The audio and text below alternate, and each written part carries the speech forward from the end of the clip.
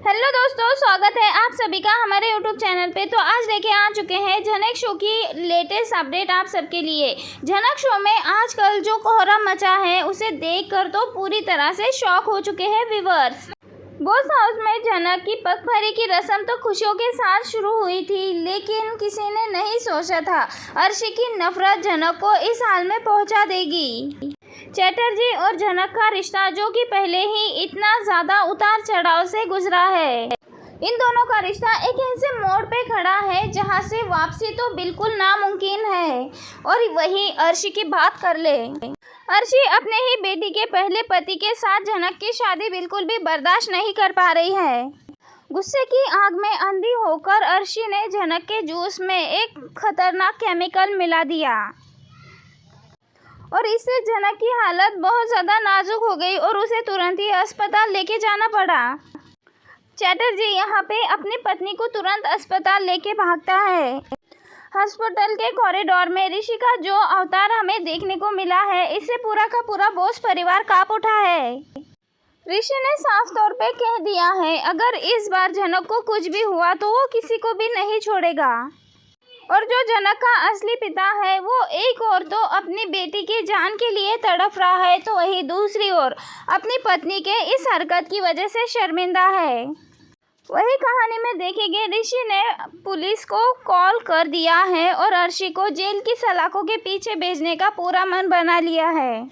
यहाँ पे ऋषि चीखते हुए सबके सामने कह देता है कि अर्शी को अब सज़ा होगी, उसे जेल के सलाखों के पीछे जाना होगा, क्योंकि अर्शी ने सिर्फ हमारे घर के बहू पे नहीं बल्कि एक मासूम लड़की की जान से खेला है।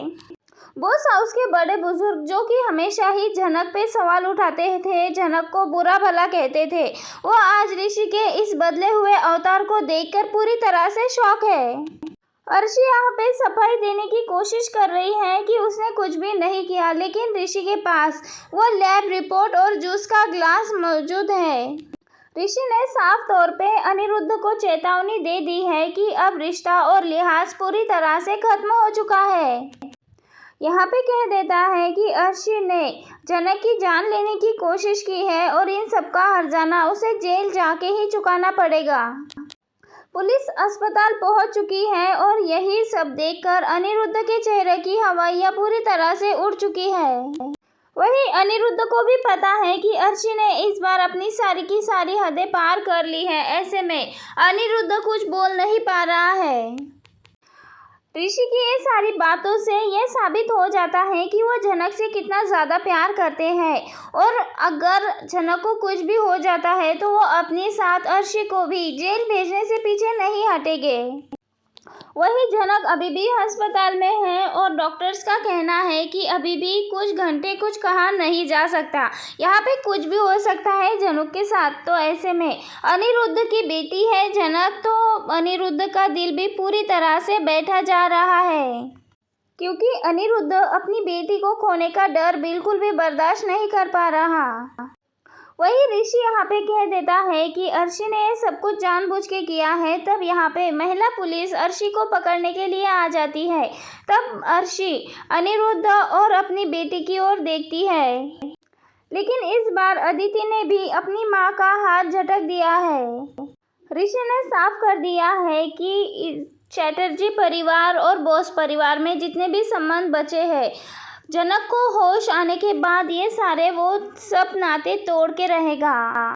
झनक के होश में आने के बाद ये ऋषि सबको माफ़ कर पाएगा या फिर नहीं करेगा? क्या यहाँ पे नया ट्विस्ट हमें देखने को मिलेगा या फिर ऋषि का ये रौद्र रूप अर्शी को हमेशा हमेशा के लिए जेल के सलाखों के पीछे ही रखेगा?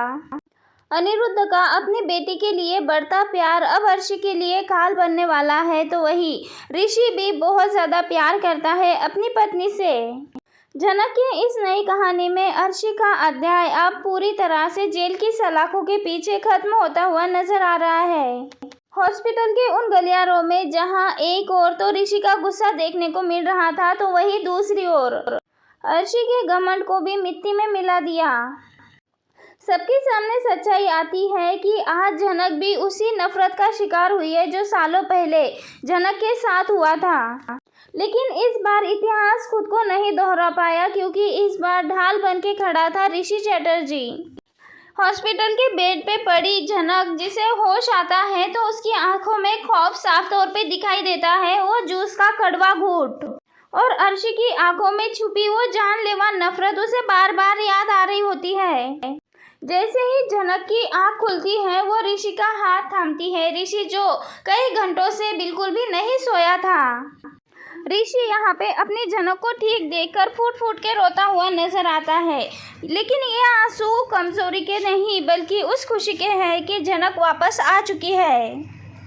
अनिरुद्ध जो बाहर खड़ा था, वो अपनी बेटी की सलामती की दुआ मांग रहा था। जैसे ही होश में आई, ऐसे ही अपनी बेटी से मिलना चाहता था, लेकिन यहाँ पे ऋषि मना कर देता है अनिरुद्ध को अंदर आने से। ऋषि की आंखों में जल रही आंख से अनिरुद्ध को पता चल जाता है कि उसने अपनी पत्नी अर्शी को कितनी ज़्यादा ढील दे रखी है। काफ़ी सालों पहले झनक की माँ के साथ भी अर्शी ने ऐसा ही किया था, और अब उसकी बेटी झनक के साथ भी ऐसा ही कर रही है। यहाँ पे वो कहता है कि एक पिता ने अपनी बेटी को सालों पहले मरने को छोड़ दिया और अपनी कातिल पत्नी का साथ दिया। उसे तो झनक की परछाई भी छूने का अधिकार नहीं है। यहाँ पे अनिरुद्ध को इस बात का एहसास हो गया है कि अर्शी ने सच में झनक के साथ गलत किया है और उसे उसकी सज़ा मिलनी चाहिए। तो वही दूसरी ओर अदिति को भी ये एहसास हो चुका है कि उसकी माँ अर्शी ने गलत किया है, और इसीलिए अब अदिति पुलिस स्टेशन जाके अपनी ही माँ के खिलाफ गवाही देती हुई नजर आएगी। बॉस हाउस में जहां पग फेरे की रस्म के बाद खुशियां मनाई जानी थी, वही अब पूरी तरह से सन्नाटा पसरा है। अब यहाँ पे झनक की छुट्टी करा के वापस से बॉस हाउस लाया जाता है, तब घर का माहौल पूरी तरह से युद्ध के मैदान जैसा होता है। अब तक यहाँ पे जो अर्शी की मदद कर रहे थे, अर्शी की बातें कर रहे थे, उसका साथ दे रहे थे, वो सभी ऋषि और झनक को यहाँ पे देखकर अपने अपने कमरों में दुबक के चले जाते हैं। झनक को उसी हॉल में लेके जाता है ऋषि, जहां अर्शी की बड़ी सी तस्वीर लगी होती है। सबके सामने उसी तस्वीर को नीचे गिरा देता है। यहाँ पे झनक, जो कि अभी बहुत ज़्यादा कमज़ोर है, वो कहती हैं कि वो किसी का भी घर नहीं तोड़ना चाहती। ऋषि को यहाँ पे समझाती है कि वो किसी के घर में तमाशा नहीं करना चाहती। तब यहाँ पे ऋषि, जो पग फेरे की रस्म अधूरी रह गई थी, हमेशा ही झनक का इस घर में सिर्फ और सिर्फ अपमान हुआ है, लेकिन अब ऋषि झनक को वो आत्मसम्मान वापस दिलाने वाला है जो कि उसे पहले ही मिल जाना चाहिए था। लेकिन अनिरुद्ध जब घर पहुंचता है, तब अनिरुद्ध को देखकर ऋषि का गुस्सा और भी ज़्यादा बढ़ जाता है। ऋषि कहता है कि आपको अर्शी को बेल दिलाने की कोशिश भी नहीं करनी चाहिए, वरना वो पूरे के पूरे बोस परिवार को सड़क पे ला के रख देगा। अदिति अपने माँ की ओर से झनक से माफ़ी मांगती है और कहती है कि इस पाप में वो अपनी माँ के साथ नहीं है। कहानी में सबसे बड़ा ट्विस्ट तो तब आता है जबकि पुलिस अर्शी को लेकर बॉस हाउस आती है, ताकि उसके बयान को दर्ज किया जा सके। अर्शी के हाथों में हथकड़ियाँ देखकर पूरे मोहल्ले में शोर मच जाता है। अर्शी यहाँ पे चीखती चिल्लाती है, झनक को कोसती है। तभी यहाँ पे ऋषि कहता है, इस औरत को यहाँ से लेके जाओ, वरना वो कानून को अपने हाथों में ले लेगा। वही हम देखते हैं अनिरुद्ध अपनी पत्नी अर्शी को अपनी आंखों के सामने जेल जाते हुए देख रहा है, तो वही अपनी बेटी झनक को दर्द में तड़पते हुए देख रहा है। अनिरुद्ध अपने एक ऐसे जिंदगी के दो राह पे खड़ा है, जहाँ पे उसने अपनी जिंदगी की सारी खुशियाँ पूरी तरह से खो दी है। झनक की हॉस्पिटल से वापसी ने ऋषि और घर का माहौल पूरी तरह से बदल गया है, क्योंकि घर की चाबियां चाहे जिसके भी पास हो, लेकिन हर कोई झनक और ऋषि की मर्जी से ही चल रहा है। ऋषि ने झनक के पैरों में वो पायल दोबारा से पहना दी है, जो पायल अनिरुद्ध ने उसे दी थी, लेकिन इस बार वो पायल गुलामी की नहीं बल्कि उसके अधिकार की है। आगे के एपिसोड में आप सभी को देखने को मिलने वाला है किस तरह से अर्शी जेल की सलाखों के पीछे है और बाहर झनक और ऋषि का प्यार अपनी बुलंदी पा रहा है। वेल दोस्तों, आप सबको क्या लगता है? अपनी राय कमेंट के जरिए हमें ज़रूर बताएं। क्या अर्शी को हमेशा जेल की सलाखों के पीछे ही रहना चाहिए? हाँ तो लाल दिल भेजिए, ना तो काला दिल भेजिए।